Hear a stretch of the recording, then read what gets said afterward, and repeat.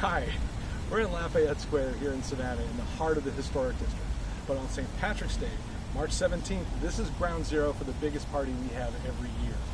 The St. Patrick's Day Parade in Savannah is the second largest in the country, so people come from all over the country and all over the world to come party with us.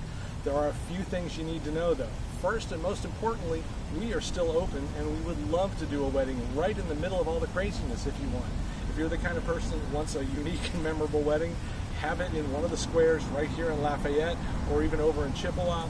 Have it during the middle of the parade. It'll be a little loud, it'll be a little crazy, but you'll never forget it. The things to remember though, you're going to want to book way in advance. People make their reservations for all the hotels, motels, B&Bs, inns, Airbnbs. They get booked up sometimes as much as a year in advance. So make sure you've got that in line because there's not going to be much last minute stuff going on. Another thing to remember, if you want one of the fountains in the background, even if you don't want St. Patrick's Day stuff in the background, if you're here the week ahead of time, the fountain water will all be green. Yeah, in fact, it's a big thing they do in Forsyth Park every year. They have a specific greening of the fountains festival. It's a little silly, but it's part of Savannah's tradition. You won't notice it as much in Forsyth Park, but in the smaller squares like Lafayette where we are, the fountain water here will be noticeably green.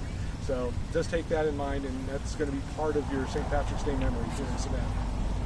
The party lasts for as much as a week, depending on what day of the week March 17th falls on every year.